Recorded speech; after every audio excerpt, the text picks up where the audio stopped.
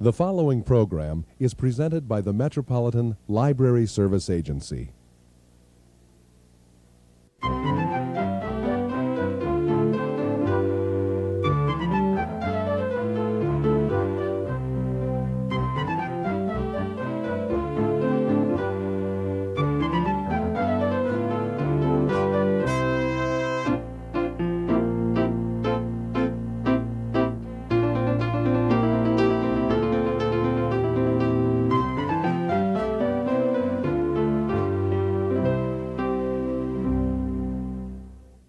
Hello, welcome to All About Kids, a program focusing on the interests of children and young people and some of the issues affecting them. Our guest today, Penelope Lively, is a British author who has won the Carnegie Medal, England's top award for children's literature. She'll be talking with Kathleen Baxter, Youth Services Coordinator for the Anoka County Library. Penelope Lively, we have a few of your wonderful children's books. As I told you earlier, you're one of the very few authors. I remember going to a children's bookstore and saying, "Are there any new Penelope Lively books?" and buying. It was going back that time. The Ghosts of Thomas Kempe won the Carnegie Medal for the best written children's book in England in 1973, I believe. And it's a delightful book, which was actually made into television in America. What could be higher than that? And you're a wonderful writer for children who has also become very well known as a writer of adult novels and more or less abandoned us children's books people temporarily. But you also believe in reading to children? Absolutely. I mean, in a way, I haven't abandoned the children's books. They abandoned me, I feel. I haven't written a full-length children's book for about 8 years or so now.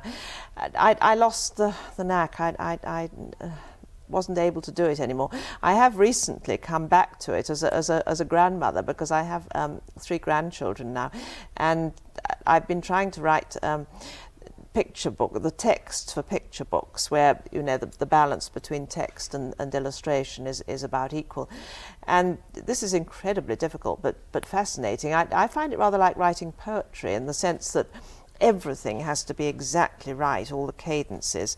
And I find I only get an idea about once a year, and then it's a question of firming up this very short text, because they're very short, but everything has got to be right, because these are books that presumably people will be reading aloud with small children, just as I am reading aloud all the time with my grandchildren. And I know how, as a reader aloud, it's exasperating if the language doesn't work out right, if the cadences are not right, if the flow is not right, if you're not happy with the words on your tongue. And so as the writer of them, I'm discovering how extremely difficult this is to do. The first one is just published in this country. It's called The Cat, the Crow and the Banyan Tree, and it's got the most beautiful illustrations. I can say that because, of course, I didn't do the illustrations. Who did them? A very talented young South African illustrator called Terry Milne, and they are quite beautiful. But we were talking about, you were asking about reading with children, and yes, I am passionately committed to this. I think in many ways I began as a children's writer because of an intense interest in children's literature, which I'd always had, an intense feeling for children's literature, and then thinking, I wonder if I could have a go at this myself. And I'd always read an enormous amount with my own children. I mean, as soon as they could kind of sit up, I was reading with them. And long after they could read to themselves, we would still read aloud together. And now I'm having the joy of doing this all over again with grandchildren, and discovering again, and in a different way, the marvelous involvement of a small child with words and with language, and realizing particularly how important this is, that it should be a shared thing, that I think you hook children on books by the child realizing that you, the adult, whether you're the parent or the grandparent, are yourself so committed to this book that you must share it with somebody, and then there comes this sharing thing. One of my other grandchildren is a little boy who's only 20 months now, and he is completely hooked on books. But you notice that immediately with a book, what he wants to do is share it with somebody. He has his own bookshelf in the corner of the room, and if I'm there with him, he will go and take a book and he brings it over to you. He wants to share this thing with you, and so then he comes up on my knee and we read it together. And he's been doing this since he was about a year old, and I think that there is nothing more important than this business of a sharing to and fro, which is why I have some reservations about this whole new industry of taped books for children. There's something to be said for it, I think. When I look back on car journeys when I had small children, it would have been wonderful to have a tape in the car that would have kept them quiet. We didn't have that. But I still think that the sharing of the book between child and adult is so intensely important.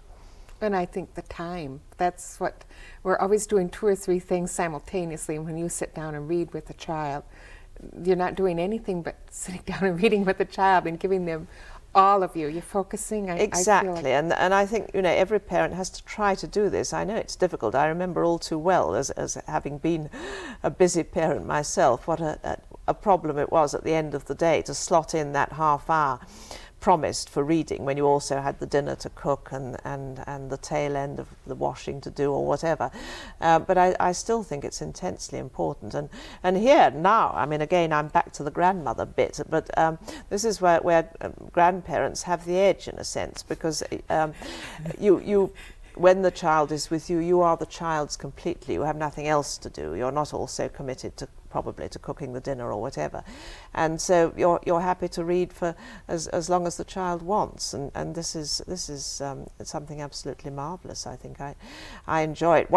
The only problem I find with my 5-year-old granddaughter is that there is such a wealth of good children's literature for a child of that age that you can't, as it were, get through it all while she's in that age range. You know, I keep thinking of something else that she must have. And of course they all do this thing which is slightly exasperating to the adult, of getting fixated on a particular book or a particular range of books and not wanting to see anything else, but always going to the shelf and trotting back with a kind of malevolent look in the eye with the one book they know you don't like. Or that I heard somebody talk to Jim Trelease, who's very famous here in the States for writing books about reading aloud to children, and he said one parent had asked him why, you know, it drives her nuts when she has to read the same book over and over again. And he said, "Do you have a favorite song?" And she said, "Yes." And he said, "Do you like to listen to it over and over?" And we do, and that kind of puts a little bit different light on it. Absolutely, and I think one has. I've understood this more, I think, as a grandparent actually, with doing this with my 5-year-old, why it is that she's fixing on particular books.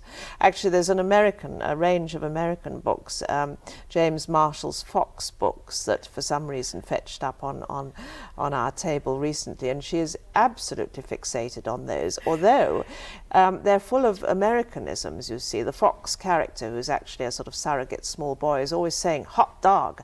Well, now no English child says hot dog. They wouldn't know what the expression meant, but my 5-year-old loves this, and I realize that it's the appeal, the charm is actually in the exoticism and the language that's used in the book, where the Fox characters are actually, of course, all children, is very much American language and American style. But this in no way is off-putting to her. She likes it. She loves it, which to me sort of gives a comeuppance to the dictation of which I remember meeting in the past, of American editors saying that British children's books are too English for an American readership, or alternatively the other way round. I mean, I think that children like something which is a bit exotic, a bit different, which is not exactly what you find in your own backyard. So I would want children exposed to, or offered, things that are not what they would usually get. And here, my 5-year-old, I'm sure, is tacitly telling me that when she constantly brings me again and again the Fox books to read. What she's tacitly saying is, I like these because they're not quite what I usually know. My friend Gretchen talked about some father she had in her story time who had been reading to his 2-year-old the tale of Peter Rabbit and wasn't really sure that it was taking, that anything was penetrating. And they'd gone to a bakery and he was holding the child in his arms and waiting with their ticket in hand for their number to come up to order. And the little boy said, "Want some currant buns?" Well, now that's perfect. You see, the whole charm of Beatrix Potter, in fact, is the resonance of that marvellous language, which is full of words that are quite unfamiliar to children now, whether they're American or British children. I mean, I remember about the business of the lettuces, that eating lettuces makes you soporific. Well, no child knows what the word soporific means, but it's a wonderful word. Yes, it is. And this is, it's the cadences and the language. I mean, there is nothing better to read aloud than Beatrix Potter, and every child subconsciously recognizes and absorbs this, even if they don't understand the language. It's the kind of the splendor of it, the magnificence of it.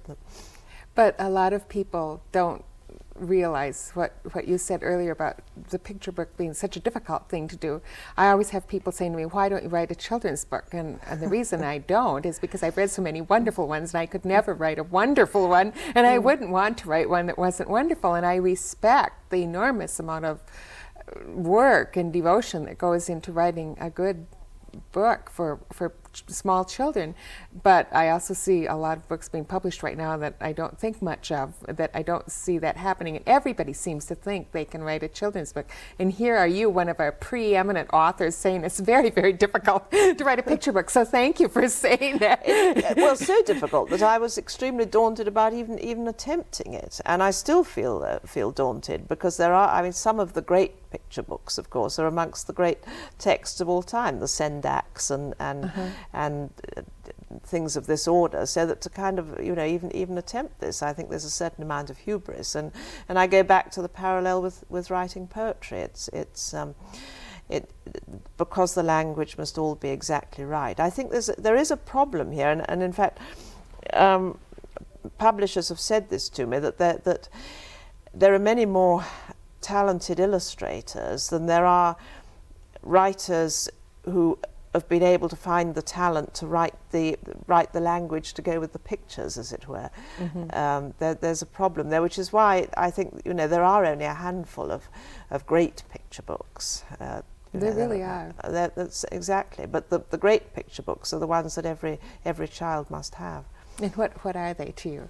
Well, Where the Wild Things Are is great and wonderful. Not every child responds to it, and I also think that you have to gauge when a child is right for it. I read it with my first grandchild too early, and I could sense her reaction as she was hearing it, as we were looking at it and hearing it, that I got it wrong. I could sense her body language. Her feet were sort of drumming against my legs, and I thought, she's not liking this book. The body, you know, it was wrong. I'd hit the wrong moment. I should have waited another 6 months or something. So you need to know your child with that particular book, I think. I thought I did know that child. And because it's a very strange and odd and difficult book. But I mean, other sort of greats, I think, I'm thinking here of, I suppose, perhaps slightly more of English books. Rose's Walk, I think, is a marvellous picture book that every baby ought to have, and The Very Hungry Caterpillar, again, which has either no language or virtually no language, I can't remember. But then there are others where the language is even more important. And I think, in a way, you find your own sort of pantheon of the great ones. But you're right, there is an awful lot of junk as well. How do you, what do you think of children's book publishing today? How has it changed in the last several years since you were writing children's books? Well, it's a huge industry, of course. There's a great deal of it, and it's very difficult, I think, for a new parent or indeed for teachers to find their way around in it. There is just so much, which is why I think it's immensely important for parents, for teachers, And librarians, of course, in a sense, are the experts, but certainly for new, younger librarians, to discover their way around within it. People need guidance. I need guidance. I go to, in England, there's a thing called the Good Book Guide, which is extremely useful on just giving you the range of recent publications so you can discover what there is. And it's such a jungle. There's so much. Yes. And in order to be able to whether you're a parent or a teacher, to be providing your particular responsibilities, your class or your own child with the best as opposed to the worst, you really do need some help. And this is where I think libraries come in. I mean, most good libraries are going to be able to give you the sort of advice that the parent or the teacher needs. It is overwhelming. We're having over 5,000, between 5,000 and 6,000 children's books a year published in the United States, titles, and it's overwhelming. And even as a librarian, you can't begin to know all of that many books, and you feel so daunted by the whole thing because you go out to the schools and the teachers certainly can't know them. And sometimes people give what's there instead of trying to find the best things. Who are some of your favorite authors for children on this age level, on picture book age level? What do you? Well, let me think, what will I be going to next, as it were, with this 5-year-old I keep going back to. I will go back. I shall go for the classics at the right sort of moment. I mean, I'm waiting for the moment when I can read Charlotte's Web with her, E.B. White's Charlotte's Web, and I shall wait, I think, probably until she's about 7 or 8. Again, I want to hit the right moment. Laura Ingalls Wilder, the Little House on the Prairie, which I remember reading with my own daughter when she was probably about 7, 8, 9, and I can remember we were, all of us as a whole family, we were hooked on the whole series, and I still have that kind of image of a time and a place gained from those books, which then I've gone on to sort of reinforce with such other American writers as Willa Cather, who've been writing in a sense about the same thing, but for adults. So I shall be wanting to read those with her before too long, again about 7 or 8 or so. Then the Borrowers books, Mary Norton, those I think are wonderful and classic books. Lucy Boston's Green No series, now we're onto English books here. And when she gets a bit older, I shall be wanting her to read Rosemary Sutcliffe's marvellous historical novels. And I'm not actually an admirer of historical fiction. I don't really like historical fiction, whether it's for adults or for children. But Rosemary Sutcliffe found a way somehow of doing it, which transcends the problems and the difficulties, I think. So I shall certainly want her to be reading those, but by then she'll be reading to herself. Leon Garfield as well, for the same kinds of reasons. A lot of William Mayne's books. And then to come back across the Atlantic again, I love Jane Langton's books for children. Again, there's such a wealth. This is going to be the problem. And I need constantly to be kind of refreshing my memory. Fortunately, we have at home a large library of children's books, so I can kind of dive around amongst that. But she's going to be needing to get into the public library system as well, because we shan't have enough. There's no one person can afford to store all the books they would like to have. Why don't you like historical fiction? That's an interesting question. Well, I was in a sense trained as a historian. I read history at university, and when I want to know about history, I go to the historians, and I would also go to diaries and letters and so forth. You see, I believe that you can't actually recreate in fictional terms the past. And I suppose it's a reaction in a sense to the sort of historical writing that was around when I was an adolescent, which would have been people like Georgette Heyer and Maison de la Roche, who were writing the sort of literary equivalent to a box of chocolates, and doesn't have a lot to do with the reality of the past. That being said, there are a few people who completely transcend this, and I think in the range of children's writers, Rosemary Sutcliffe and Leon Garfield would be 2. I think also Jill Peyton Walsh in some of her books. And there are adult writers of historical fiction who I think have turned the whole thing on its head, as it were, and for whom I have an immense admiration. J.G. Farrell, a wonderful British writer of historical fiction who was doing it through the wisdoms of hindsight. In a sense, he was saying in the authorial voice, I accept and admit that we cannot write with total knowledge of the past, and therefore is writing with including the wisdoms of current knowledge, as it were. It's difficult to describe. You have to read one of his books to see what I mean, but read the Siege of Krishnapur is his wonderful book, and there's another very good one called The Singapore Grip, which does precisely that. And then I also think actually John Fowles, The French Lieutenant's Woman, is doing much the same kind of thing, very much so, in precisely the same way, is kind of admitting the wisdoms of today, is turning the historical novel on its head. And there's a young historical writer called Matthew Neal who's doing the same thing, and another one called Lawrence Norfolk. There's a generation now coming up in Britain of younger writers, sort of under 40, who are writing historical fiction and doing something of the same thing, turning it on its head and writing the kind of thing that I leap on avidly, because they're doing something very interesting and innovative, I think.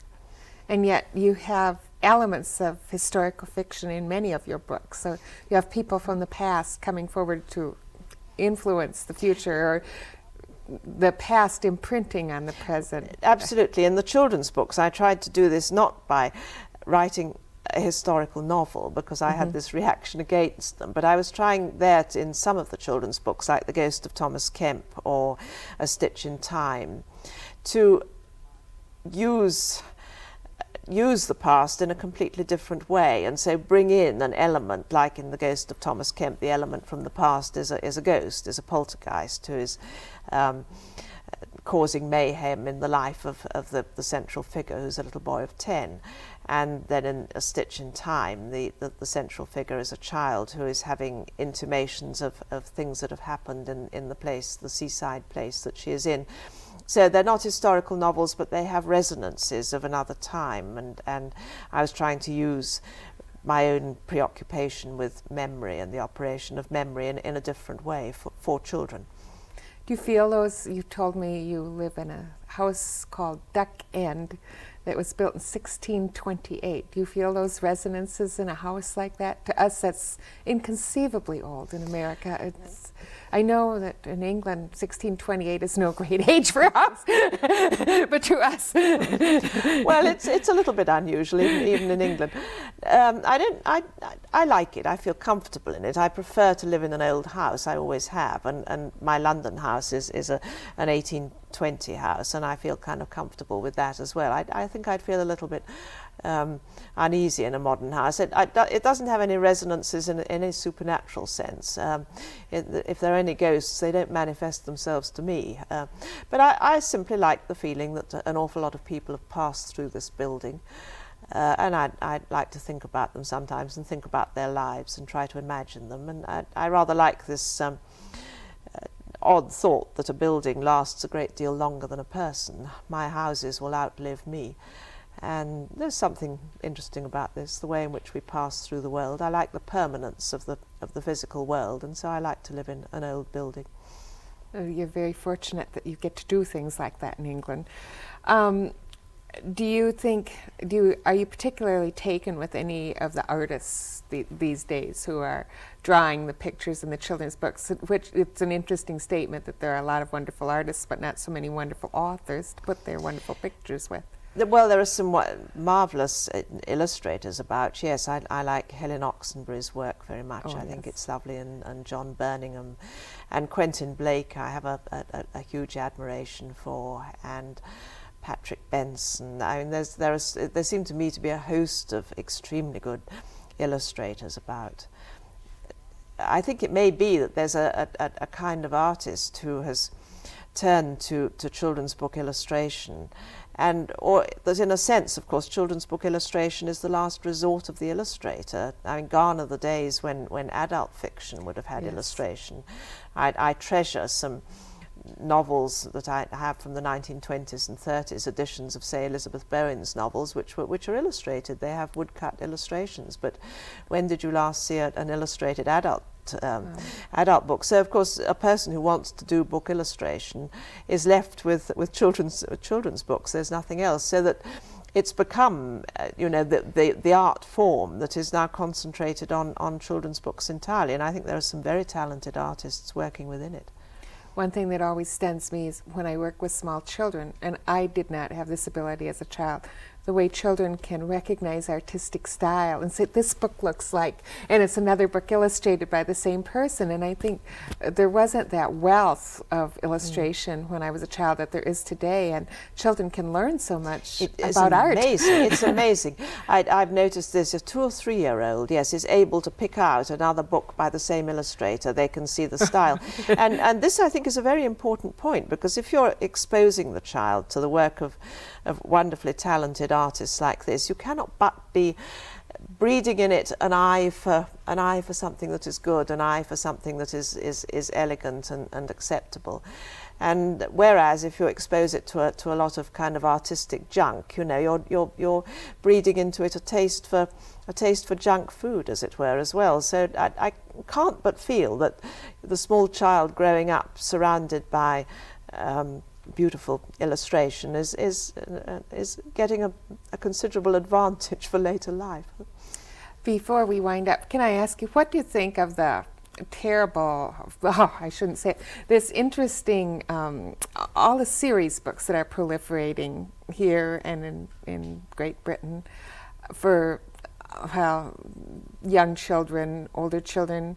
It seems here like a lot of children aren't reading anything but horror series. It's alarming. It's very disturbing. I don't know what is to be done. I mean, there's obviously a lot that parents and teachers can do. I mean, I think if I were a parent and I found my child, grandparent, and found my child reading something like this, I wouldn't snatch it away and throw it away. I would say, look, what is it that you like about this? Why are you reading this? Let's take it to pieces and see. And this can be then, I think, quite a sort of confronting experience for the child. I know of a very good teacher who did precisely this with a class of children who he found that all of them were reading some awful sort of semi-pornographic, semi-violent series. And so instead of, banning this and saying you're not to read it or condemning it, he said, right, let's look at this as the class book. Let's discuss this, and let's take these scenes and let's read them and let's see what it is you're finding in them. And the children found this embarrassing. They found it embarrassing to have these, these horrors sort of held up and exposed and taken to pieces by a reasonable, rational adult saying, well, now, why do you like this? What is interesting about this? And the book was thus demolished. That's a wonderful idea. Well, thank you very much for being with us today, and join us again next week on All About Kids.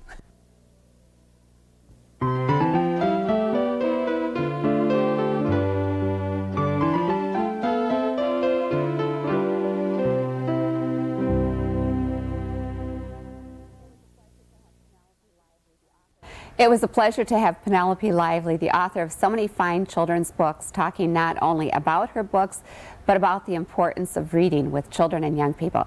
Thank you, Kathleen Baxter, and thanks to all of you for joining us on All About Kids. Please tune in again.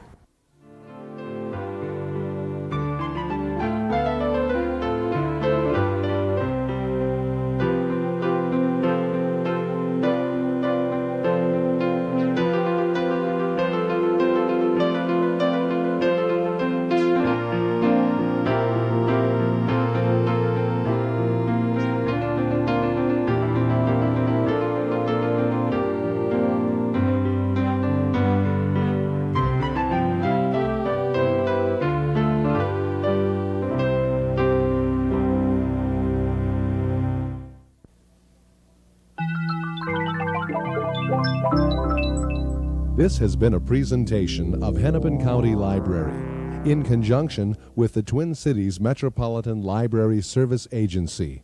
We thank you for watching, and we hope you visit your public library often.